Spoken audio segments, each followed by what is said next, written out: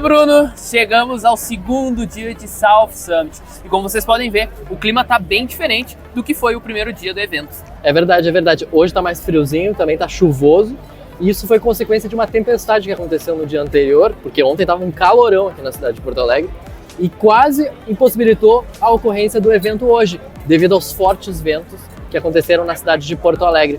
Esses eventos climáticos extremos, eles vão acontecer cada vez mais, é o que a gente está aprendendo aqui no South Summit. E esse também é o tema do nosso programa de hoje, ou seja, a gente vai acompanhar vários painéis que vão falar sobre as mudanças climáticas, como que a gente consegue preparar as cidades para o futuro, para enfrentar justamente esses eventos climáticos extremos, como aconteceu ontem aqui na cidade de Porto Alegre, e também como usar a inovação e a tecnologia para a gente conseguir reverter um pouco das mudanças climáticas. Então, fique acompanhando o segundo episódio do South Summit Brasil 2024. Bora lá!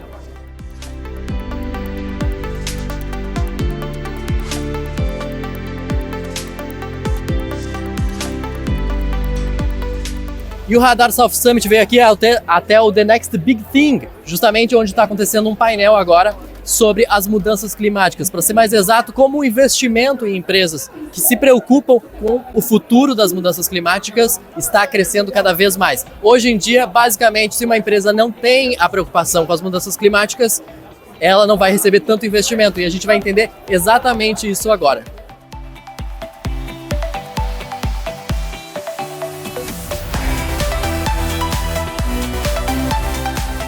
Denise, primeiramente, obrigado pela disponibilidade. A gente viu ali que, tem bastante gente que gosta de você, está sempre acompanhando.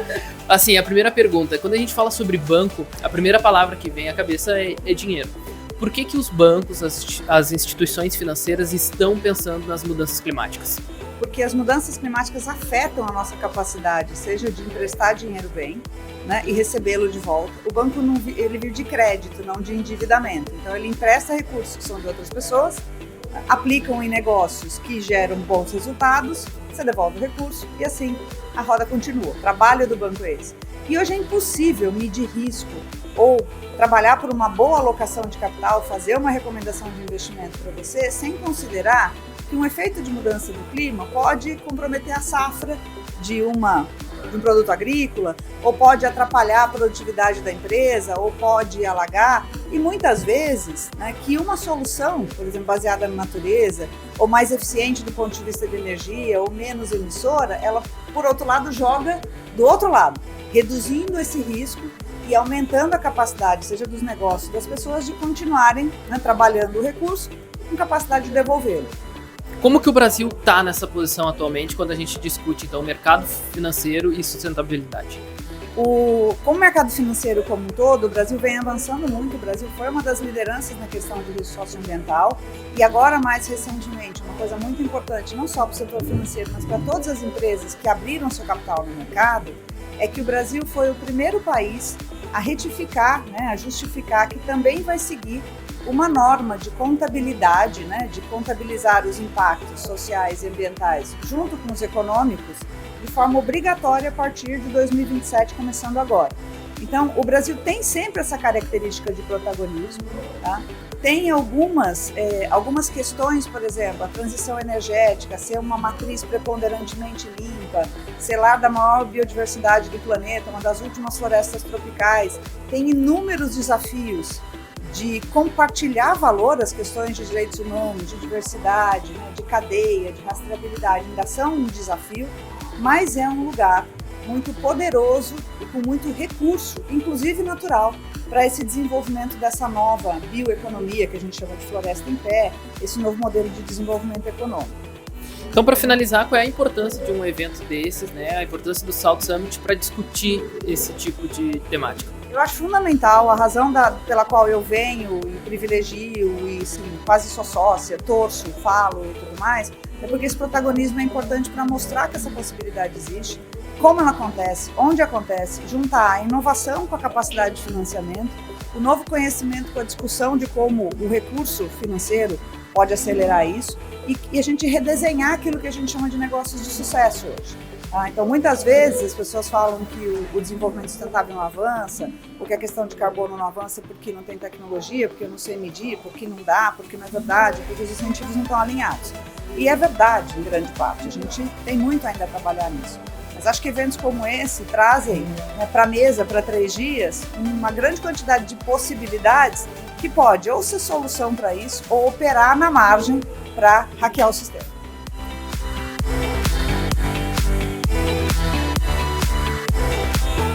A gente está aqui na frente do Demo Stage, onde acontece um painel sobre as mudanças climáticas e também sobre as soluções baseadas na natureza. A gente vai entender certinho o que é isso. A gente ainda vai falar com a Patrícia Darius, que trabalha na Vale e justamente na parte de responsabilização ambiental. Fiquem ligados!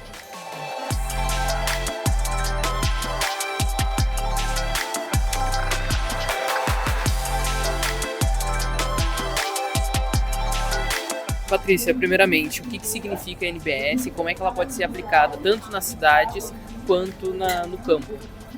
Então, NBS significa Soluções Baseadas na Natureza.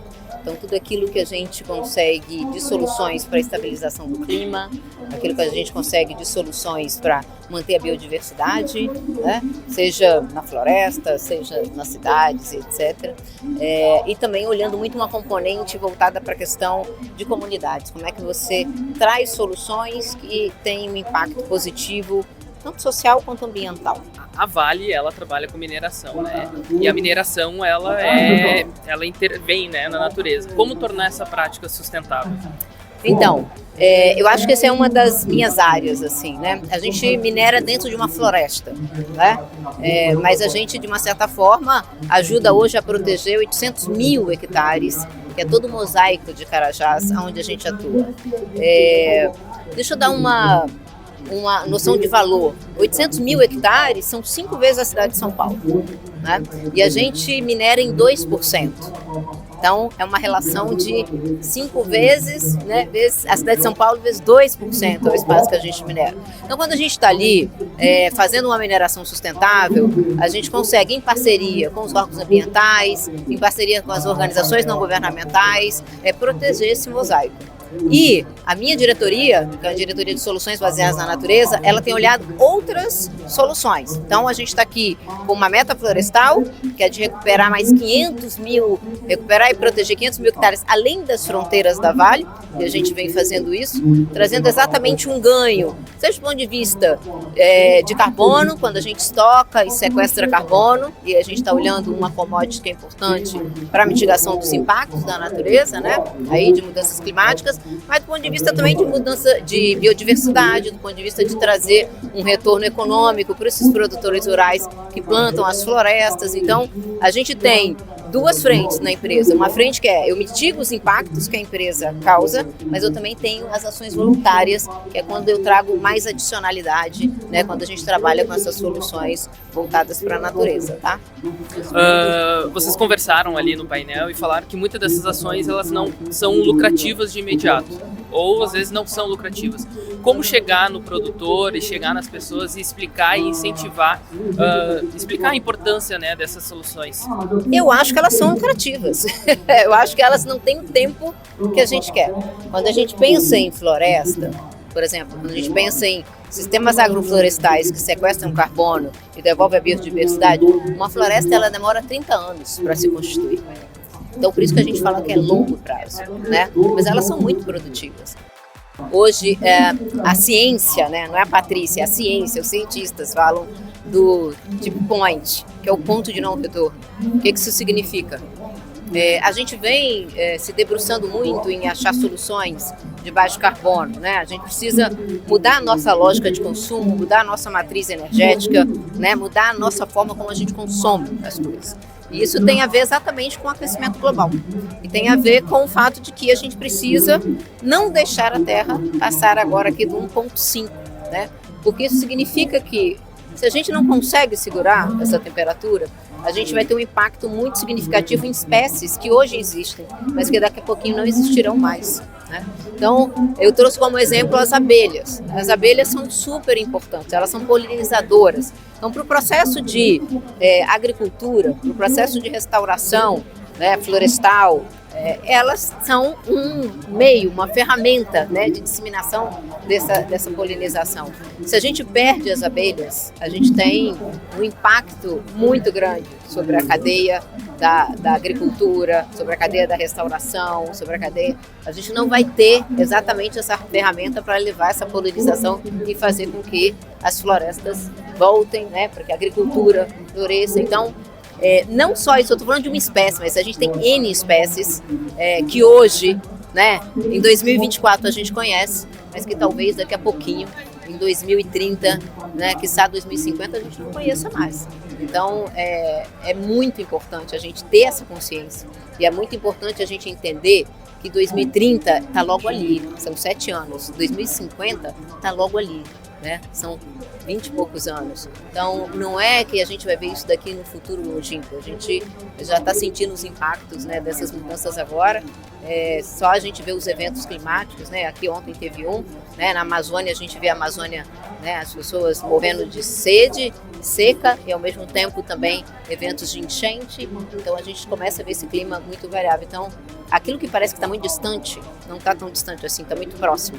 E por isso que eu faço a provocação de que a tecnologia, ela tem que ser uma saída para a gente equacionar um pouco dessas coisas. Hoje ainda são as soluções baseadas na natureza, mas eu acho que no médio e no longo prazo a gente precisa aí dessa criatividade toda, né, que a inovação pressupõe, que as startups pressupõem, para a gente achar soluções aí que nos ajudem, né, a equacionar essas questões. Eu estou aqui com o Thiago Cidade, que é representante de vendas da Earth Daily Analytics e veio aqui no South Summit justamente para fazer conexões, né, Thiago? Exatamente. E o Thiago, ele vai nos explicar um pouquinho sobre o que é a Earth Daily Analytics, o que vocês produzem e fazem. Bom, a gente é uma empresa espacial do Canadá que trabalha com dados de observação da Terra, basicamente. Então a gente está lançando uma série de satélites agora para mapear alterações geofísicas, geoambientais no planeta. A gente está discutindo muito aqui no South Summit Brasil 2024 justamente a questão climática, né, das mudanças climáticas, a questão de conseguir manter justamente a meta de 1,5 graus, não ultrapassar isso, porque a gente já está vendo, né, eventos climáticos extremos acontecerem e quanto mais a gente não conseguir reduzir a emissão e consequente, né, aumento da temperatura, mais isso esses eventos climáticos extremos vão acontecer no nosso planeta. Como que os dados produzidos pela Earth Daily Analytics podem ser usados justamente para monitorar, para servir como munição para a gente conseguir entender um pouco melhor essas mudanças climáticas e prevenir de a gente passar da meta? Bom, acho que tem duas frentes também, assim, para a gente trabalhar em entendimento do que está acontecendo, né? Uhum. Então a gente, por exemplo, consegue mapear as emissões de metano, a gente consegue mapear a massa das florestas, né? E assim conseguir entender quanto de carbono elas estão absorvendo também, né? Tudo isso geram dados relevantes para a ação política em cima, da parte do governo, das empresas, etc. E também quando a gente fala de eventos extremos, como tu trouxe, né, a gente trabalhar em cima deles. Então a gente consegue monitorar eles, prever eles acontecerem e quando eles estão acontecendo, depois disso também fornecer inteligência para que os governos, por exemplo, consigam atuar nessas áreas e trabalhar em cima disso. E o que a Earth Daily Analytics veio fazer no South Summit desse ano? Quais que são as perspectivas em termos de Brasil, América Latina? Porque estar presente no South Summit é importante para a Earth Daily? Acho que o South Summit se consolidou, né? Eu vim no ano passado também, foi ótimo, como um evento que realmente pauta a questão das mudanças climáticas, do ESG, numa interface com a tecnologia também. E a nível América Latina, né? Então realmente aqui já comecei com gente de vários países aqui, por exemplo, além do Brasil, que é super relevante para nós. E todo mundo bastante interessado nesse tipo de discussão, então acho que é um fórum realmente para que se debata esse tipo de coisa. Perfeito. E para a gente encerrar então, na tua visão, na tua perspectiva, como é que a gente consegue impulsionar cada vez mais né, o capital para fomentar empresas que genuinamente se preocupam e têm uma base, né, de preocupação com o meio ambiente, com as questões climáticas, uma matriz energética verde, enfim, e não sejam empresas que têm isso mais como fachada, como Greenwash, por exemplo, né, ou uma empresa que o representante ali do investimento é 2% e o resto todo, por exemplo, uma matriz energética do petróleo, por exemplo, e a empresa, mesmo tendo uma quantia muito insignificante de investimento nessa área, se coloca como uma empresa verde, se coloca como uma empresa sustentável. Como é que a gente consegue impulsionar que, genuinamente, o capital seja direcionado para empresas que têm um compromisso sério com isso? Eu acho que é importante se consolidar, se estabelecer frameworks de análise que universalizem o que se entende por ESG, por sustentável, exatamente porque senão fica tudo muito etéreo, né? Muito em termos de posicionamento de marca dentro da empresa. Enquanto a gente tem alguns KPIs, né? A gente tem alguns dados que devem ser acompanhados. Trouxe alguns, por exemplo, do setor elétrico, que é o que a gente tem que estar olhando para determinar se uma empresa realmente está comprometida ou não. E é um pouco também daí onde entra os nossos dados, né? A gente conseguir gerar essa inteligência, essa informação que realmente vai dar o diagnóstico de uma situação, de uma conformidade da empresa em termos de compliance, em termos de negócio.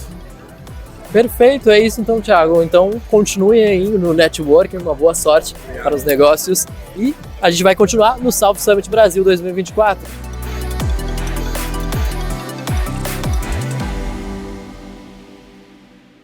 Eu estou aqui com o Pablo Palma, que é secretário executivo do Estado do Rio Grande do Sul. Ele também é geólogo e professor. Primeiramente, agradecer muito aqui a entrevista para o canal Market. Tu assumiu recentemente o Gabinete de Mudanças Climáticas do Estado do Rio Grande do Sul. Esse gabinete foi criado no finalzinho do ano passado, né, 2023. Qual que é a importância da existência, da criação e da existência desse gabinete agora? Bruno, quando teve aqueles eventos do Vale do Taquari, que tu te lembra, que toda a população do Rio Grande do Sul e do Brasil sentiram que as mudanças climáticas, de fato, elas vieram para ficar no nosso contexto, no nosso dia a dia, né? Então, o governador do estado e o vice-governador e todo o seu staff de política entenderam que havia necessidade de se montar uma estratégia específica para discutir esse tipo de política pública dentro do governo do estado. Então, aí vem a criação do Gabinete de Crise Climática. Perfeito. A gente está aqui no South Summit, que é um dos maiores festivais de inovação e tecnologia do mundo. Qual que é a importância do governo estar presente nesse ambiente aqui? E também qual que é a importância da tecnologia e da inovação, ao teu ver, para lidar com as mudanças climáticas? Hoje, a discussão das mudanças climáticas está pautada sobre a previsão do tempo e a discussão dos desdobramentos a partir dali, que é especificamente a questão da reação, a reação da previsão, né? A reação do efeito da mudança climática, né? Então a gente tem ali uma sala de situação dentro do governo que ela usa ferramentas, obviamente, de tecnologia e de inovação para entregar a melhor informação possível, né, para quem está lá na ponta. E aí a gente entende hoje que a grande sacada da inovação dentro desse processo é a forma de comunicação. E eu acho que aí tem grandes ferramentas que a gente vem aqui entender como que a gente consegue capilarizar a informação que a gente tem, que é uma informação de qualidade que precisa ser entregue para a pessoa que está lá no fim da linha, num lugar mais distante, como que a gente consegue fazer isso no menor tempo possível para que as pessoas tenham condição de reagir a esses efeitos e essas mudanças climáticas de maneira mais rápida, que a gente preserve o principal das políticas públicas, que são as pessoas. Perfeito. E recentemente, trazendo para a nossa experiência aqui no South Summit, a gente teve o primeiro dia na quarta-feira muito quente. Aí veio uma frente fria vinda da Argentina, que com um temporal bem forte, com ventos bem fortes, inclusive atrasou aqui o começo na quinta-feira. E o Eduardo Leite lançou um vídeo também falando sobre as mudanças climáticas nas suas redes sociais. Qual que é a importância da gente, justamente a partir do governo, comprar ou divulgar mesmo as ideias científicas para a população? O governo do estado, especialmente o governador, ele tem na sua pauta, né, a necessidade de entregar a informação correta para a população, né? E por isso que muitas das informações que são colocadas, ele mesmo valida, porque isso dá credibilidade para a entrega da informação, né? Então o governador entregando a informação do governo para a população é muito importante. Então essa é uma das ferramentas que o governo hoje e o governador entende que elas são importantes para a gente consolidar e a gente acabar com algumas fake news que andam por aí, né? E a outra ferramenta que o governo do estado, né, implantou, está em fase de implementação, é a criação de um conselho científico. Então a gente vai buscar os grandes expoentes gaúchos, né, que estão aqui no estado e alguns até de fora, para que eles consolidem dentro de um conselho científico do gabinete de crise alguma das atuações das políticas públicas do estado nos próximos anos. Perfeito. E pensando na questão da desigualdade, a gente tem, né, um cenário muito desigual também climático, né? Algumas pessoas são atingidas de uma forma muito mais intensa do que outras. Como é que a gente consegue pensar também essa questão da desigualdade climática entre as pessoas dentro das próprias cidades? A minha pauta e a pauta que a gente discute aqui das mudanças climáticas, ela é transversal, né? Então, quando ele se cria o gabinete de crise, ele se cria um gabinete que tem a possibilidade de conversar com todos os atores, desde a educação até a assistência social, passando pela saúde, pelo meio ambiente, para que a gente consiga equalizar pelo menos essas informações. Porque algumas políticas, por mais que a gente fale de justiça climática e fale de racismo climático, elas andam na pauta climática, mas elas são atreladas às pastas afins, né? Então aí o gabinete de crise tem a grande sacada, né, de tentar juntar esses atores para tentar atacar essas discussões da melhor maneira possível. Pensando em termos de capital, em termos de investimento, empresas verdes, empresas comprometidas com a sustentabilidade, comprometidas, como é que tu enxerga justamente esses investimentos que vão ser cada vez maiores para empresas que estão comprometidas com as mudanças climáticas? Além do gabinete de crise, o governo do estado tem um outro braço que trata especificamente das políticas públicas do clima. Né? Enquanto eu trato, assim, meu gabinete trata da crise, da discussão sobre como a sociedade deve enfrentar as crises, nós temos uma assessoria ligada à Secretaria do Meio Ambiente que ela trata especificamente dos temas do clima. Então ali entra a questão do hidrogênio verde, o nome desse programa é ProClima 2050. Ali se discute todas as políticas do estado em termos de clima, da emissão de carbono, e o Race to Race, e assim por diante, né? Então ali estão inclusas muitas dessas expectativas que a população põe sobre o estado estão colocadas ali neste programa climático do estado, né? Então, e junto disso tem, por exemplo, o hidrogênio verde, né? Que é uma das políticas públicas que pretende, que está se incentivando que as empresas especificamente adotem ou busquem entender dentro da sua matriz energética o hidrogênio verde, né? Então essa é uma política pública que está começando aqui no estado. A secretária Marjorie Kaufmann, do secretário do Meio Ambiente, já tem falado muito disso e buscado parceiros para que a gente consiga entregar isso para a população. Obviamente que, né, Bruno, a gente não é inocente de esquecer que não tem uma questão econômica por trás desse processo, né? Então, daí, de novo, o governo serve para tentar equiparar a diferença de preço entre um combustível sujo e um limpo, para que a gente tenha uma capacidade do poder econômico entender que vale a pena usar aquele combustível. E essa é uma política pública que o governo do estado vem trabalhando para implantar o mais rápido possível. Isso é uma das discussões em vários painéis aqui, justamente sobre o capital investido cada vez mais em empresas verdes e combustível limpo, etc. Agradecer imensamente essa entrevista aqui para o canal Market. A gente vai continuar acompanhando, então, o South Summit Brasil 2024. Fica com a gente!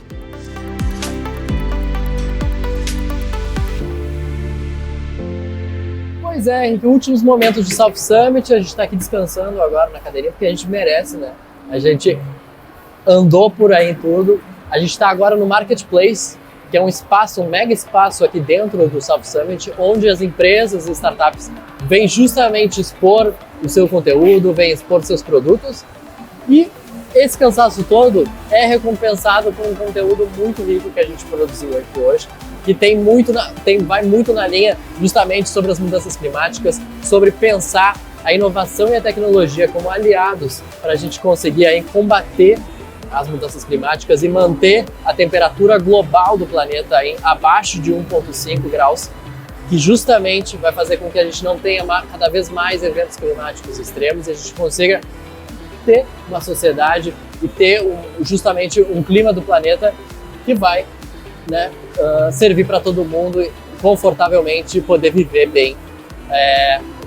Não sei se tu quer falar alguma coisa do que viu hoje aqui, Henrique. Foi um dia muito cansativo, mas também um dia de muita aprendizagem. A gente caminhou pelos estandes, a gente ouviu os palestrantes, entrevistamos pessoas importantes que discutem, né, sobre a agenda sustentável.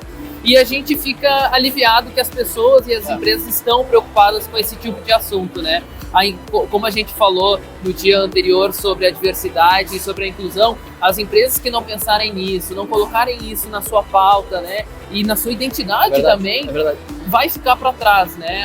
A empresa ela precisa atender a esses pilares, né? Essas discussões tão importantes para o nosso século. É verdade, é verdade. E a gente viu muito sobre como o capital, o grande capital, né, na verdade o investimento em empresas que tem uma raiz, uma profundidade mesmo nessas questões climáticas, não ficam só no marketing disso, mas genuinamente tem essa preocupação com o meio ambiente, com as questões climáticas que são urgentes, né, de se preocupar nesse momento. Essas empresas estão recebendo cada vez mais investimento. Isso tem uma série de questões envolvidas que entram desde justamente pensar a questão geracional, né? As novas gerações têm essa preocupação muito urgente, até pensar justamente como investimento que dá retorno, né? Então a gente viu várias questões ali sobre o crédito de carbono, a gente viu também sobre como usar esse resgate de carbono justamente para gerar cada vez mais dinheiro para dentro das empresas. Então assuntos muito relevantes, muito interessantes. E estamos chegando quase no último dia de South Summit, é amanhã, Henrique. É amanhã, a gente já fica com aquele gostinho de quero mais, né? Exatamente. A gente já está chegando ao finalzinho, mas é isso, a gente convida então a assistir o terceiro episódio do South Summit Brasil 2024 e fica com a gente, né? Vamos ver o que amanhã nos espera. Então tá, a gente espera por você.